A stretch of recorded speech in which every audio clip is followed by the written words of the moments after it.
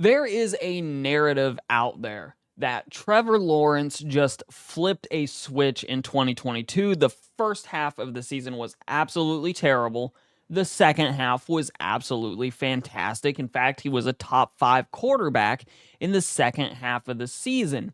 And I wanted to take a little time to break that down statistically because something we know about NFL quarterbacks, especially young ones, yes, they take steps forward during a season, though normally when we see a dramatic shift, it's in the offseason. When you think about quarterbacks that struggle, a lot of times, especially young ones, there are things beyond their control. For instance, this coming season, I would expect both the Colts young signal caller as well as the Texans within the AFC South to both struggle, and some of it's not going to be their fault, whether it be because poor O-line play, whether it's because they lack weapons, whether it's because the game is just a little bit faster than they're used to from the college ranks. There are things that the quarterback can't control that prevent them from taking those big leaps in season.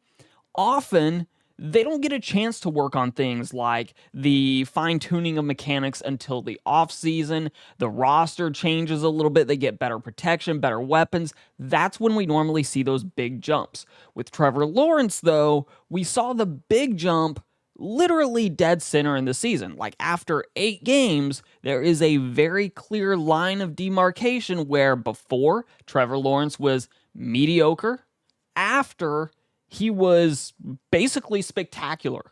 Like he put the team on his shoulders and ran them through to the AFC Championship and then had a spectacular wild card weekend comeback as well. So I wanted to dive a little bit into the statistics here as to why that happened.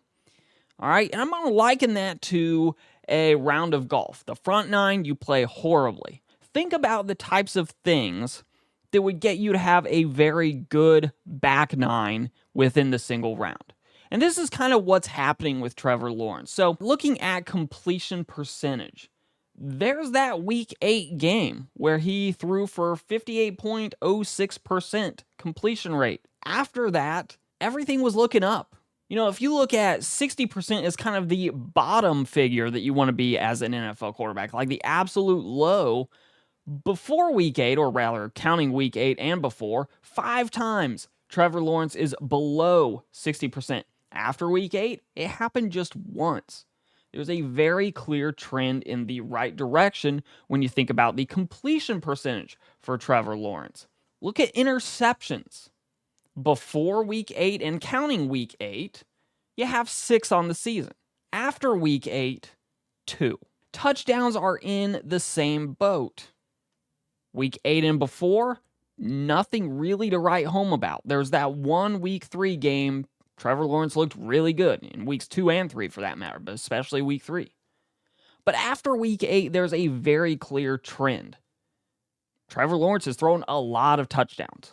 So what's really happening here? On the front 9, Trevor Lawrence plays horribly. To use the golf analogy, in the first half of the season, Trevor Lawrence was not that great. Not looking terrible, and he did have some good games, but definitely not consistent. In the second half of the season, super consistent and consistently great. So I think the biggest shift here is actually normally something that we don't see from a quarterback that shows big growth, midseason in particular.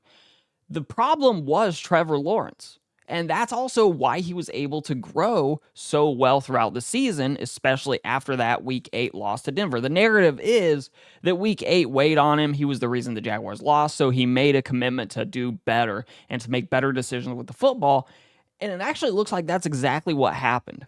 So to go back to that golf analogy, maybe there's a fundamental flaw. One thing that as the golfer, you're just doing wrong every single shot. For me, I hit the ball fat a lot, so I am putting a lot of the weight on my back foot. Maybe going into the back 9, I just make a commitment. Every single shot, I'm going to think about making sure to pull my weight forward, making it so I don't hit so many chunk shots.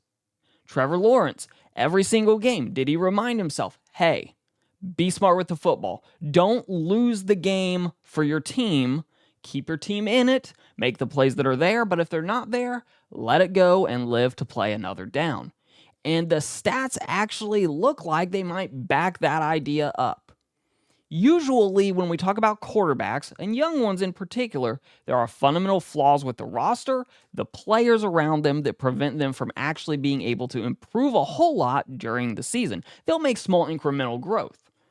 But when the problem is the quarterback and it's a solvable one, this is a pretty niche sort of area that Trevor Lawrence was operating in, he's able to actually identify the problem and correct it, and the results then reinforce that what he was doing was the right thing, so he stuck with it. Now, obviously, this is all just sort of conjecture on what I think is going on here, but I think the stats actually back up that narrative that Denver game really was the turning point for the 2022 Jacksonville Jaguars.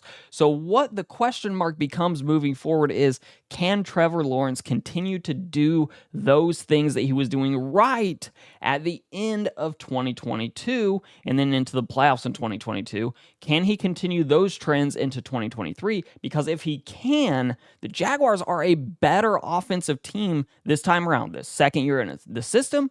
They have a third-year quarterback now who has a lot of confidence, I would imagine, coming out of the 2022 season, and they've added a couple of pieces through the draft, and then, of course, the Calvin Ridley trade as well. So the Jaguars should be set up very well to be very successful offensively going into 2023. So now it's sort of a prove-it year for Trevor Lawrence. Can he prove that he belongs in the discussion as a top 5 NFL quarterback like he seemed to show at the end of 2022? If you made it this far, you must actually like the content. So if you do, hit that like button, hit that subscribe button, and go ahead and share it as well. There's a link to the written article about this sort of idea in the description down below, as well as to the website, jaguars.win. And I'll let YouTube queue up some more videos from the channel for you to watch. And of course, we will see you in the next video.